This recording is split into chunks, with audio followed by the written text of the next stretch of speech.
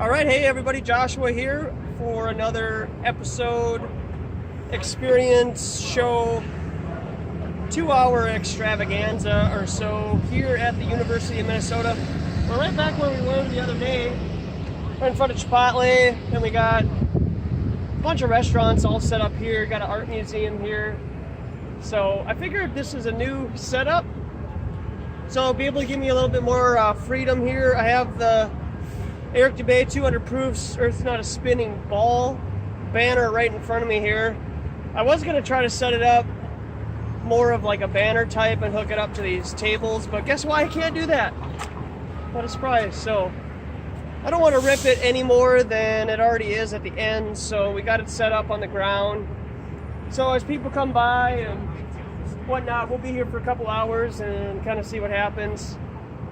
You know, I figured usually it's kind of like for every 4 hours or so, I'm usually able to get about 2 hours of material or so. So the sun should be traveling further and further away from us as the day progresses, and should be able to hopefully get some good conversations. I'll be a little bit more, try to be a little bit more active about just handing out brochures to people and kind of see how that goes. So hope you all enjoy. We'll see what happens.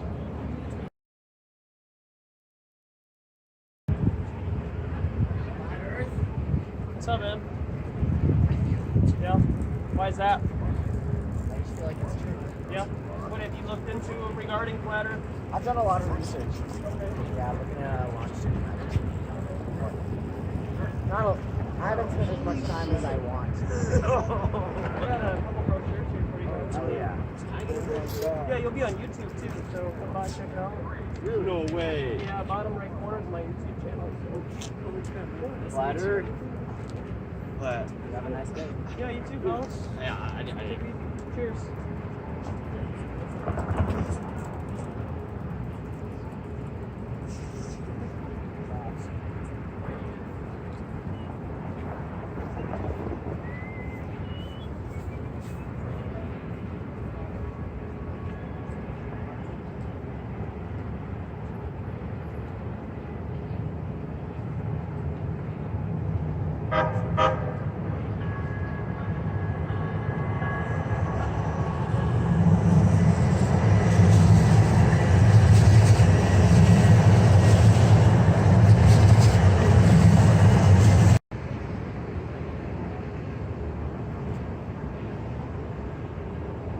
How you doing, man? What you eating? Little Jimmy John's?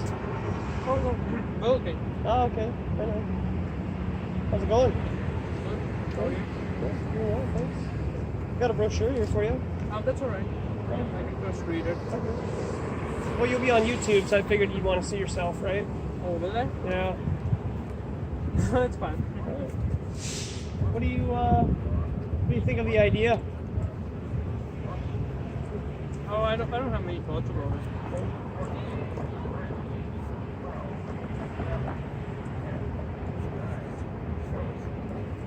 Are you like a volunteer, or is this you? No, I'm not. 𝐞𝐥𝐽𝐜, he lives out in Thailand.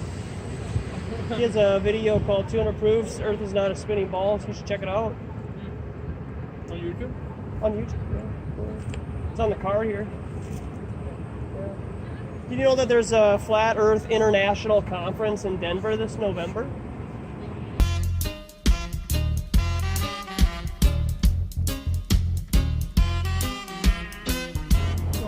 Yeah. I didn't know that.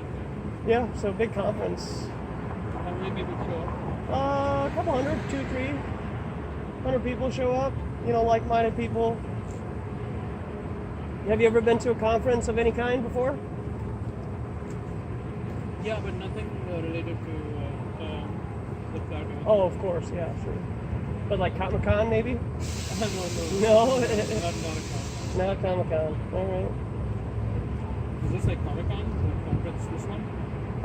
Yeah, it's like anti-Comic-Con, because a lot of your comic books promote outer space, right? Mm-hmm. Yeah, so, get it?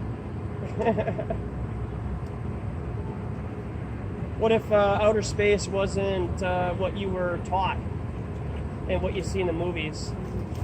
What if the movies were just entertainment purposes and that wasn't really reality?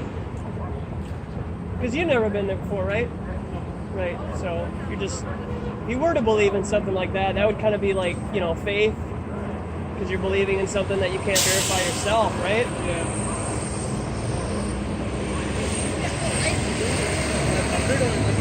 200. Yeah. All right, man. Enjoy your walk out there. See you around.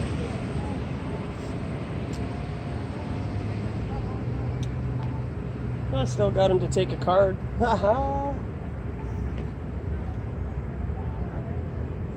This is also what I'm handing out to people. That is what we've been handing out since last year. Thanks a lot to Project Eli Robin for giving me the template for that. So we've been handing that out for quite a while, and then we got this on the back of all of our cards, just in case people want to check out the Flat Earth International Conference, where I will be doing a 40-minute presentation on Flat Earth street activism, how to talk to strangers, how to keep your cool, how to walk away too. How walking away is important. Trying to discern who's actually open-minded or who's just there to kind of harvest your energy and, even plant a seed of doubt for you and make you think like stuff like this isn't that important, because a lot of people who walk by are kind of like, well, why does this matter? Why does it matter if the earth is round or flat? So it's important to do that. I'll try to do some maybe role playing and do some question and answer at the end. Don't want to give too much away. I mean, it is quite a bit away, about 6-7 weeks away. So I can't thank you enough for the opportunity to be able to speak at the conference.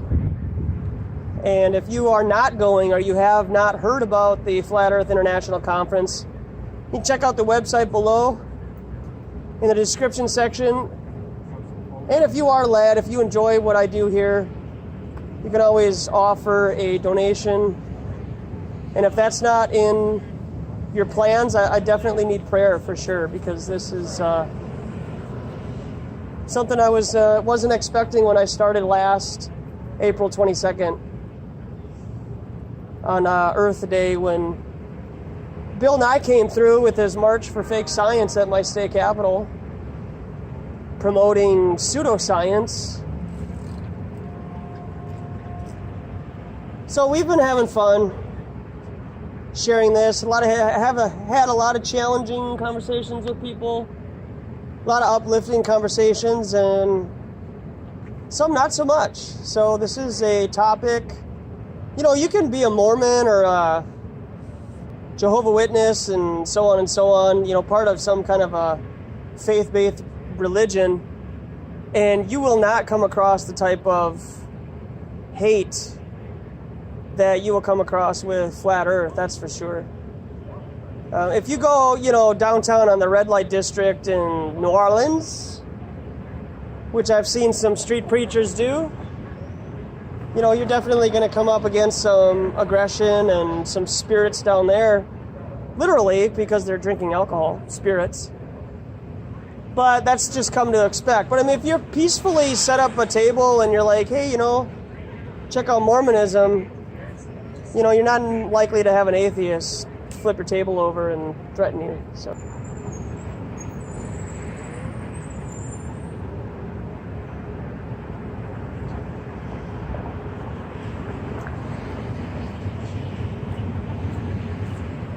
You really think it's flat Earth? Pretty good idea, yeah. What about you? Can't be. No, can't be? Okay. Well, you got, I got a brochure here for you. We got 2 proofs that you can share that you live on a spinning ball in outer space. Yeah. Okay, what are those 2 proofs? The atmosphere, Okay. the weight, and the sun reflecting. Okay. That's 3. Okay. Pretty confident about those? Yeah. Okay. Have you ever looked at the banner like this before? No, I haven't. Yeah. You should check it out. If you got any questions about it, just raise your hand, holler. It's 200 proofs the Earth is not a spinning ball. Over 20 miles high, horizon still, 100% flat. It's a high altitude balloon. Highest point, 29,000 sea level. Okay, always. Probably there's no water. Always great. Always. Let's see.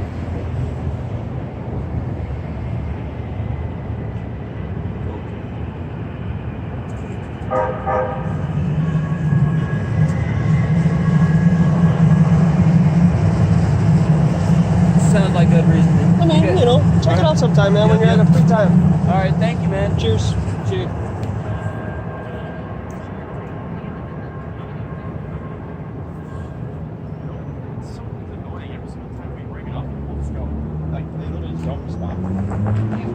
How you doing? Good, how are you? I'm not doing too bad, thanks. Got something you can take home with you and read on your own time? I'm on. No? Alright, well, you'll be on YouTube, so just figured you'd want to see yourself. Sure, yeah. What's your YouTube channel? I got a card, a little smaller for you. Sounds good. Yeah, check it out. Does it ever cross your mind that you don't live on a spinning ball in a vacuum of outer space? Unfortunately, I do believe that we live in a spinning ball. Okay. You got a couple proofs Just you curious. could clear up for me? Just so we have a better understanding of why you believe something? I'm not in the mood for debate. No, that's fine, yeah. Figured I'd ask, right? You know, I mean... No, I understand. Yeah. I was curious because I thought I don't know much about this side, so I thought I'd Yeah. Yeah. Flight paths are fun. You ever looked at the flight paths on a flat Earth as compared to a globe Earth? I have not. So. Okay, yeah, check them out sometime. So what are you suggesting? I'm saying that they make more sense if you look at the bottom right there, the Gleason's azimuthal map. They just look like they make more sense on a flat Earth, the connecting flights and so on. So. And what do you mean by making more sense?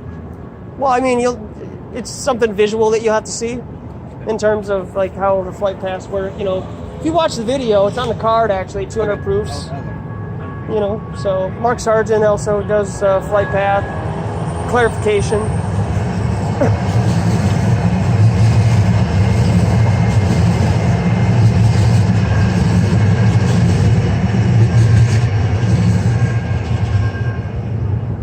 You ever see water do this before? Yeah? Yeah, you ever see water like bend? No. Other than like on a movie like Waterbender, Airbender, right? No. Okay.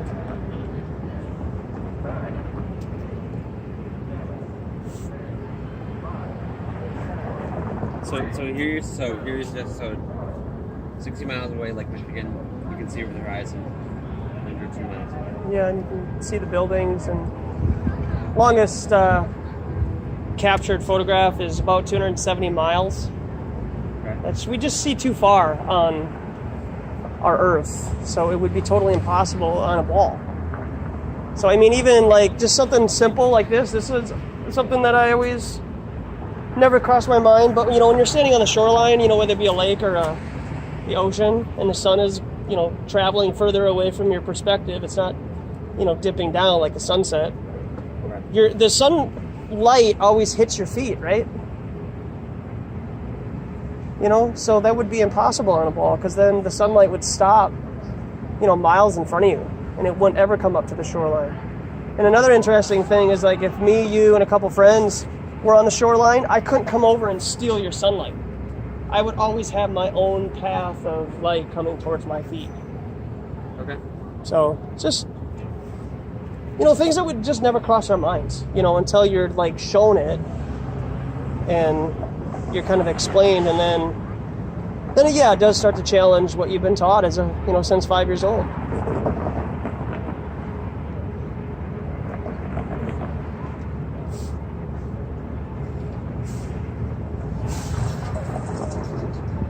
Can you explain the physics behind this one? Reflection on a curve and reflection on a plane. Well, I mean, if you look, if it's curved like this, right? Okay, so if the Earth is allegedly a sphere, right? Yeah. Then water has to bend. It has to bend like this right here. It has to, because that's what we see. We see pictures of that from space, right? Mm-hmm. So water has to bend, and here's your calculation for spherical trigonometry right there. And so if Earth is a ball, then the reflection of the sunlight on water has to stop, and it will not continue to the shoreline. But because water always lays level and flat when contained, like a lake, right? So the argument would be that the reflection stops at the horizon. That's the point at which... You've never seen the sun, quote, set over water? Does the sunset come to your feet? Look at the bottom picture. Is that reality? That? Okay, is the bottom reality? This one? Yeah. Yes. Okay. So how is it a ball? Where's the water curving? Our perception of space is different from the actual space that we're on. So what we see as flat, we can't actually picture going that far, because the horizon. So your argument. The horizon is always alleged. The horizon cannot be for sure. Okay, so hypothetically, how far exactly, if it is flat, how far exactly can you see into the distance with your eyes? With any sort of. So hypothetically, if I'm on the coast of California, could I see to Hawaii? Of course not, man. Of course not. Well, no. Okay, so then what's the distance? If we're measuring it like that, then there has to be a distance. But the distance is determined by atmospheric density, right? Okay. Whether there's a storm. Okay, that's fair. Whether there's dust, waves. I mean, you don't know what's going on 20 miles in front of you. Okay. Right? If you go out to a lake, for example, like Lake Michigan, for example, and you go out early in the morning, maybe around this time of year, maybe one more month before it starts to get really cold, the water temperature, the surface of the water is going to be cold. So it's not going to be emitting much, water evaporation, if you will, like to make it appear like ships going over a horizon, right? So you're going to be able to see further. But during the day, once it gets up to like 90 degrees, the sun has heated up the surface of the water. So there's going to be more, quote, evaporation from the water, creating more of a mirroring effect. That's going to make it appear like as ships go in the distance, they're going over the, quote, horizon. But if you use a zoom power lens, P900 or P1000, which has a 125 zoom lens, man, you're familiar with that? No. It's one of the most powerful zoom cameras civilians can buy right now. It just came out last week. Okay? Yeah. We've been using P900. I mean, it's funny. I get it, okay? But if you really want to learn and open your mind a little bit, you have to forget about the confirmation bias that you're going to see around you, man. It's funny, right? I get it. I'm more curious about the physics. But you can be curious about the physics all day, man. But you've been tricked in this establishment here. Okay. So logistically, how do hemispheres and locate? If I'm in there's so many questions. Okay, so seasons. Yeah. Different seasons by latitude. Mm-hmm. In Australia, it's spring right now. Mm-hmm. How does that operate? Okay. Are you picturing in your head a disc floating in outer space? I don't know what else. I know, right? So when you think of flat Earth, you're thinking of like... What should I be thinking? You're thinking of a frisbee, right? Floating in outer space. Outer space still has to exist, right? To you. Okay, but outer space doesn't exist. Okay. Let's say, just for argument's sake, land and water go infinitely on forever and ever and ever. Okay? And we live in a localized area with a localized sun, okay? That on the bottom right here, okay? Let's just say that the sun... Here, I even got a better one for you. So your sun is local. Okay. Okay, so as the sun traverses across a flat plane, it does one of these. So right now, the sun is kind of over us right now because we're kind of getting into wintertime. So it's going to start to get further and further south of us, right? And that will decrease. And that will decrease. But if But the sun it's is a local sun. if the sun is over us Yeah. at all times, how do you decide there? Okay. Well, if that light right there, that spotlight, okay, is illuminating the corner of this intersection, is it illuminating the kitty corner? No, it's not. That's why they have another light at that intersection, right? That light is not illuminating that corner. Does that make sense? We have a sun, Mr. Jesse, very close to us. Yes. Incredibly close. And because of that, and comparatively significantly smaller than the Earth. So, as it shines its light, it makes more or less a circle. Circuits around a flat plane. Circuits Yeah. around Mhm. a flat plane. Yep. And so as it becomes, winter out for us, it's going to be further down here towards this, what would be considered the equator, right? And it's going to be more over Australia, but it's still going to be south of Minnesota, right? Because in Minnesota here, we're northern, we're more towards the North Pole, right? And so during the summertime, right, in June, May, the sun is almost directly above us, right? Yeah. But then in, January, it's probably something like right there, and it's going this way. So, I would just suggest check out the sun and the moon patterns, on a flat Earth as compared to what they teach you in the heliocentric model, because at all times, how is it that, because I get this a lot with time zones, right? Yeah. Okay, so do you think that we're regulated to time zones because of the spin of the Earth and where the sun is? Yes. Okay, so why doesn't Arizona take into consideration time zones? They don't do anything with daylight savings time. Yeah. Right? Neither do many other countries overseas. They have nothing to do with daylight savings time. The reason why the northern Midwestern part has to do with daylight savings time is for consumerism. They want more light for people to go out and shop. Yeah. But then also, that can be explained with the heliocentric. So you have the Earth, according to that.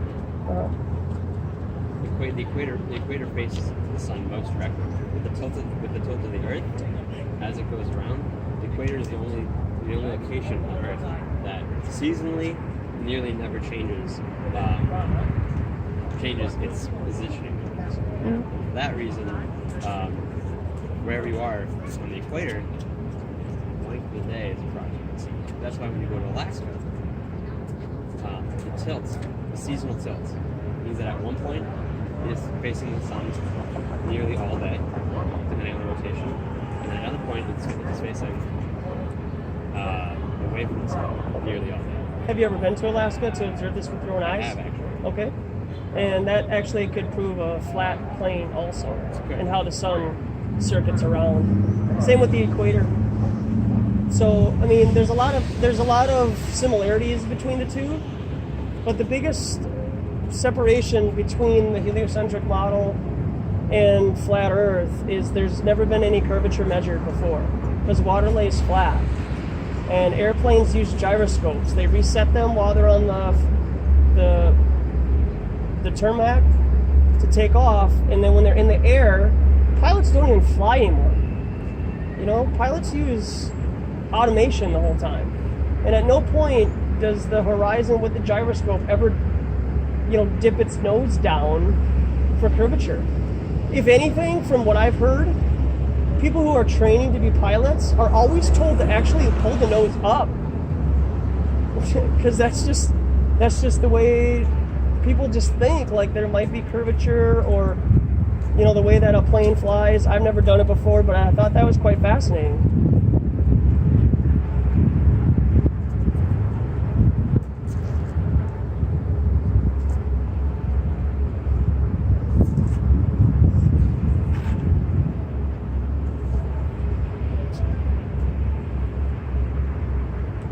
parallax. Have you ever thought of parallax before with the stars, the lights in the sky? Well, I mean, you've watched Star Trek before? Nope. Star Wars? None of that? Star Wars. Okay. So when they go into like warp drive or they travel through space, there's always like the lights that are coming past them, right? That's considered parallax. So if the Earth is traveling at 66,600 miles around the sun, and the sun itself is traversing almost 500,000 miles through the cold Milky Way galaxy, we should see some kind of parallax, but we don't. The North Pole star is always like this, and all of the stars circle around it at all times. There's no parallax that we ever see in the sky, as if we're moving forward or backwards or anything like that. Okay. So, but in that case, the universe is expansive. Is what the theory is. It's not just the sun. It's the solar system and everything around us. Okay. Is this And knowledge that you know for sure, or is this second and this is third the party theory. information? I'm talking right now as if this is the theory. So, Okay. hypothetically. Hypothetically. And then the thought process behind that is if you're in a moving car, Yeah. so you're driving 70 miles down the freeway, Mhm. obviously you're seeing trees and buildings pass, parallax. If there's a car right next to you, it's almost as if it's not moving. Because the universe is expanding all around at the same rate, that doesn't disturb that because it's a general expansion. That means the universe is going on. That's not necessarily the sun moving through space. Okay. Do you have any idea how many people have said that exact same thing to me? And what you're doing is you're just regurgitating things that you learned, that you feel like, because you heard it in school, it's true. But I can agree with you I'm that, saying that's the theory. That's just I know, but you're just, I mean, no offense that you heard from before. that's true. Okay, and so I can agree with you that that's true. But what happens when you take the convertible down, or you roll the window down, or you brake? Do you not feel yourself braking? Do you not feel yourself accelerating to 70 miles an hour? The argument is not deny movement. It's about perception versus movement. Uh-huh. Perception of movement is different from actual. So you're alleging that you were born on a planet that I was already spinning, so you are experiencing the non-motion of Earth, if you will, right? Because we're all in a car, right? Essentially. Okay, so You don't feel when you're in a car unless you hit a bump on the speed. right. And so I can agree with you that we live in an enclosed system also with a rooftop above us. That's why we don't feel ourselves spinning. Because Is there spinning? well, I mean, I don't know, if you go across the street to Sally's, it might, right? Okay, so no. No, of course not. It's never been measured that the Earth is spinning. No. I mean, there have been no measurements of gravity, or that's a theory, or movement, So, or anything. how about I use an anecdote? 'Cause that's something I know versus Okay. something I read about. Yeah. When I travel and I take a couple of nature trips, I like to go outside. The sky, the night sky, in the summertime is noticeably different than the winter, as in the stars. Mhm. So, your explanation for that is that the sun is moving, or our enclosed system is moving through space, and We're not moving in space. Space does not exist. So take that out of your idea. What are the stars? There's just luminaries. There's lights in the sky. Have you ever been to a planetarium before? I have. Okay. How similar is a planetarium to what you see with your physical eyes when you're up there? You're very similar, right? Technically identical, but yeah. Okay. So I'm getting you to where, like, you're in what people would call a dome, right? I think the Earth goes on infinitely, and there's an infinite firmament above us. Okay. So the luminaries in the sky, if you use a super high powered lens like a P900 and you zoom into those lights in the sky, they actually have a frequency and a vibration about them that appear like they're in water. In water. Have you ever looked at resonance and space as water before? The frequency of the lights in the lights in the sky appear to be in water. How so? It's something you got to see for yourself, man. I mean, to be honest with you, yeah. Type in spaces water in Google. It's very fascinating to see. And I guess what your point is is the lights in the sky that we see and consider stars. Those are used as navigational purposes. Okay. You know, maybe even timetables in terms of like seasons. If you really started to study, you know, the stars and the lights in the sky and whatnot. Then we have wandering stars, which we would call planets now. You know, Mars, Jupiter. They're more unique. Okay. And they have a different path than all the rest of the paths of stars that you see here with the North Pole. And then you have the sun, which is a daily clock for us, right? Okay. And then you have the moon, which is a 28-day cycle. So that gives us our 28 days. So what they've done is they've hijacked our minds and our time. Because now we have, what day is the only day that we have a 28-day cycle? What month? Yeah, February, right? All the other days have 30 or 31 days, right? Well, the monthly calendar does not follow the lunar. It used to, though. It used to. Well, yes. Some calendars do, but not the Gregorian and Western. Right, and they totally had hijacked our mind. So is it really 2018 right now? You know what I mean? So the only way that you can really, you know, have a better understanding of luminaries, and it's a big study, you know, to study, you know, cosmology, and you can go so as far whether you believe in the Bible or not. There's biblical cosmology. Well, I'm still kind of curious about the question I had earlier. The sky is different depending on what season. Yeah, it is, right. So, but it always comes back. What is that that's moving? How is it changing? What are the lights that we're seeing? I don't know. You don't know? I don't know. I wasn't here when it was created. You know, I believe it was created, and I just wasn't here when it was created. Is it okay to say I don't know? Or do you have to know what something is, and if you don't know, then you go to the university and you have other people, then you displace your own authority onto somebody else who might be teaching something incorrect, and then you believe their philosophy instead. Okay. Well, you know, you make a good point about that. However,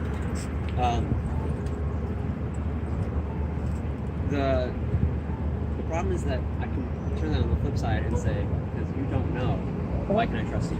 I don't want you to trust me. I'm not here to make people trust me, or even to the extent of convincing anybody. I didn't have anybody convince me. But in my heart, I know water lays level, man. Water does not bend. And they taught us at a very young age that we live in a globular sphere spinning at 1,000 miles an hour. That is from the pit of hell, man, in my opinion. When I heard about Flat Earth 3 years ago, man, it took me a couple of weeks. That's all. I mean, I'm not saying that it's going to take you that long. I mean, this might not even be that important, but water lays level, man. So the way I honestly, I haven't thought enough about this argument for nothing. That's good. But yeah, that's good though. But that's why I'm curious what way it is. Yeah, I think there's an important distinction between perception and reality. So in the same way that the temperature changes in a day, you don't notice the temperature change until you come back outside an hour later. Our perception of the flatness of the Earth, in the case of the water, does not, I think, at least improve its flatness. And it's, I think, I'm not a STEM major, so I can't tell you a lot about the actual science behind stuff, but a lot of it explains everything, even if it's wrong explanation, which is fairly thorough, or it's true. I think that's all we're gonna get, man. I think that's fair. What's your name? I appreciate the talk. I'm glad I got to do it. I'm Danny. Danny, Joshua. Pleasure, nice man. Yeah, I'll go watch videos. Yeah, do your thing, man. Probably also read more about in your free time. Theories. Yeah. It's interesting to get the other side of the argument. Right on, man. I appreciate that. Appreciate you stopping though. Have a good one.